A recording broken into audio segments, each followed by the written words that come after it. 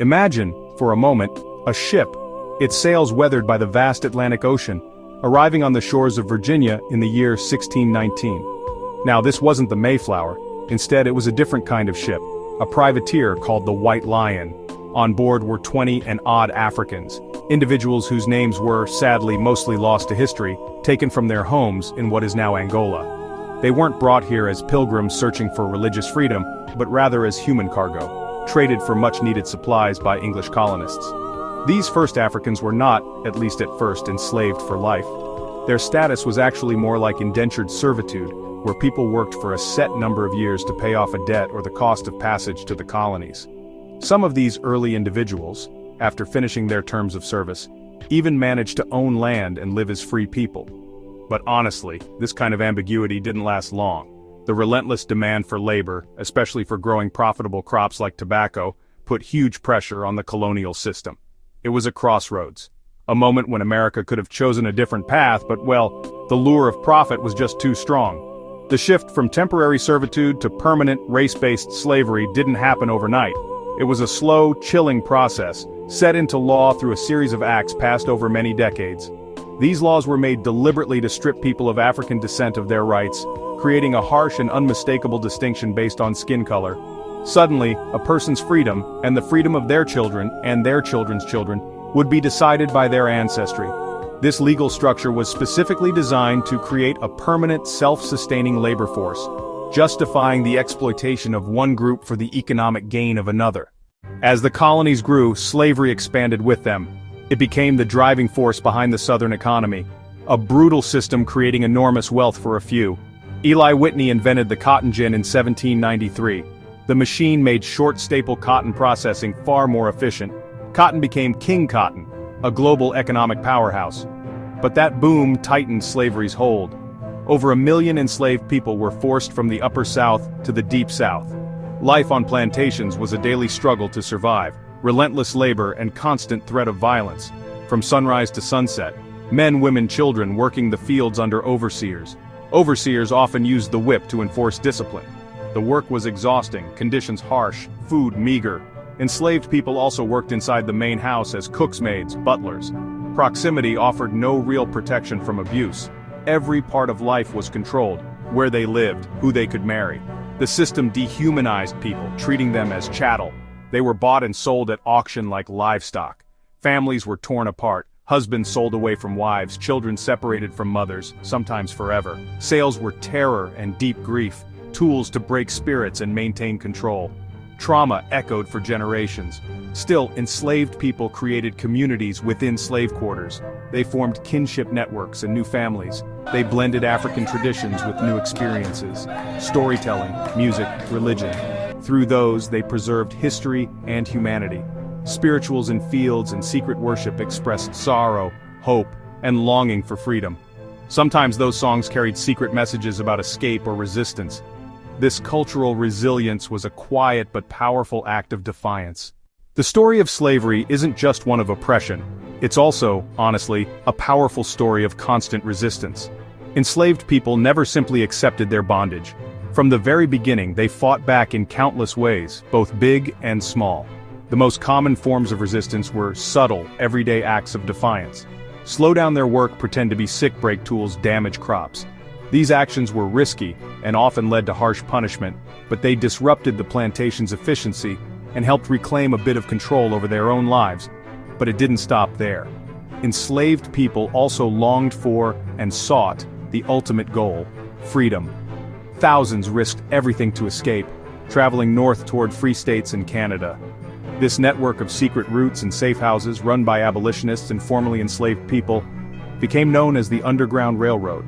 Conductors like the legendary Harriet Tubman, who had escaped slavery herself, made dangerous trips back into the South to guide others to freedom.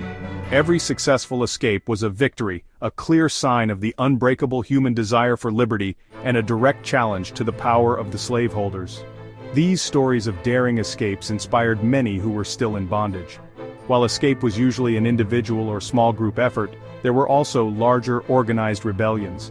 These uprisings were the ultimate form of resistance, striking fear into slaveholders and shaking the foundations of Southern society. In 1831, an enslaved preacher named Nat Turner led a rebellion in Virginia that resulted in the deaths of about 60 white men, women, and children. Although the revolt was quickly and brutally crushed, with hundreds of black people killed in retaliation, Turner's rebellion sent shockwaves throughout the country. It shattered the myth of the contented slave and led to even harsher laws restricting the education, assembly, and movement of enslaved people. These rebellions, even though they often didn't lead to immediate widespread freedom, played a crucial role in the national debate over slavery. By the middle of the 19th century, the United States was a nation deeply divided against itself.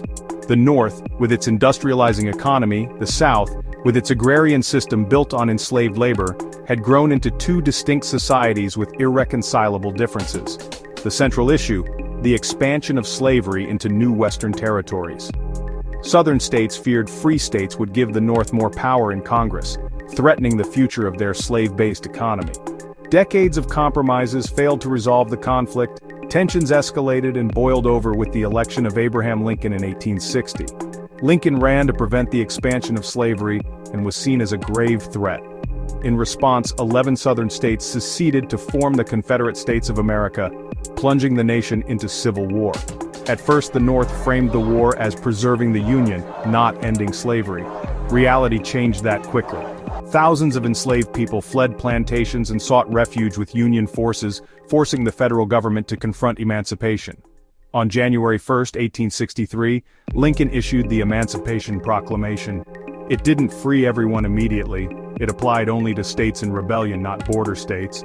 But its symbolic and strategic power was immense. It transformed the war into a fight for human freedom. The proclamation authorized recruitment of black men into the Union Army. Nearly 200,000 African American soldiers and sailors served, fighting with courage and distinction for their freedom. The war raged 2 more years, claiming over 620,000 lives. Black soldiers' participation was critical to Union victory. Their bravery at Fort Wagner and Milliken's Bend helped turn the tide and prove their claim to full citizenship. In April 1865, the Confederacy surrendered. Later that year, the 13th Amendment was ratified, abolishing slavery. 4 million people were legally free, but the struggle for true equality was only just beginning. The end of the Civil War and the abolition of slavery marked a moment of profound hope, a period known as Reconstruction. For the first time, African Americans could vote, hold political office, establish their own schools, churches. This brief window of progress, however, was met with a violent and determined backlash. The rise of white supremacist groups like the Ku Klux Klan and the implementation of discriminatory laws known as Black Codes, sought to terrorize and control the newly freed population. By the late 1870s, federal troops were withdrawn from the South and the promise of Reconstruction was largely abandoned, ushering in a new era of racial oppression. The legacy of slavery did not disappear with the 13th Amendment.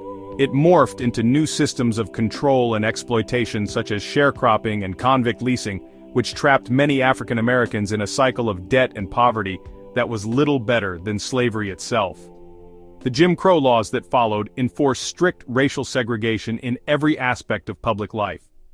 This system of legal segregation was upheld by the Supreme Court's separate but equal doctrine in 1896, institutionalizing racial inequality for nearly another century. The shadow of slavery was, honestly, long and dark, shaping the social, economic, and political landscape of America. The impact of over 250 years of bondage is deeply embedded in the fabric of American society. It created a racial wealth gap that persists to this day, as generations of African Americans were denied the ability to own property, build businesses, and accumulate wealth to pass on to their children. It established enduring stereotypes and racial prejudices that continue to fuel discrimination in housing, education, employment, and the criminal justice system. Understanding the history of slavery is not about assigning blame, it's about recognizing the deep systemic roots of the inequalities that our nation still grapples with. To remember this history is a vital act of citizenship. It is to honor the millions of individuals who suffered, resisted, and survived. By confronting this difficult truth, by understanding its complex legacy, we can better comprehend the challenges of the present and work toward building a more just and equitable future. Forgetting is simply not an option, because the echoes of slavery are still with us, and we must listen to them to truly understand who we are as a nation.